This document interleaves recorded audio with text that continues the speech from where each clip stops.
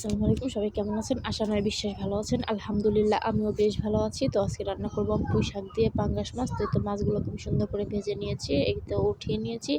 ওই তেলে দিয়ে দেবো কিছু পেঁয়াজ কুচি, তারপরে দিয়ে দিচ্ছি হচ্ছে মরিচ কুচি। একটু ভালো করে নাড়াচাড়া করে নেবো। তারপরে একটু মশলা দিয়ে দেবো, আদা রসুন ধনিয়া জিরা দেওয়ার পরে এই তো মশলাটাকে ভালো করে কষিয়ে নিয়েছি। এই তো আমি ধুয়ে রাখা পুঁই শাক আর আলুগুলো দিয়ে দেবো।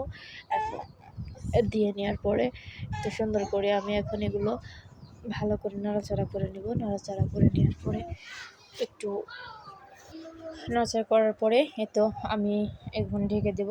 ঢেকে দেওয়ার পরে ভালো করে কষিয়ে নেব। তো আমার কষানো শেষ। আর একটু নাড়াচাড়া করে এখন আমি পরিমাণ মতো পানি দিয়ে দেব।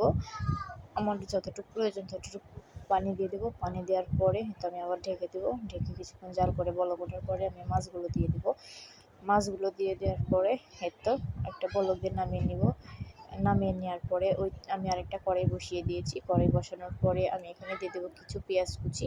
পেঁয়াজ কুচিটা একটু ভাজা করে নেওয়ার পর দিয়ে দিচ্ছি রসুন কুচিটা দেওয়ার পরে ভাজা করার পরে আমি এখানে জিরে দিয়ে দেবো ফোড়নে। জিরে দেওয়ার পরে আমি পুঁই শাকটা বাগার দিয়ে দিয়েছি। আর এভাবে পুঁই শাক রান্না করলে অনেক সুস্বাদু, অনেক টেস্ট লাগে।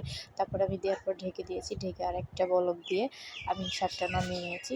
তো আমার পুঁই শাকের ফাইনাল লুক। সবাই ভালো থাকবেন। আল্লাহ হাফেজ।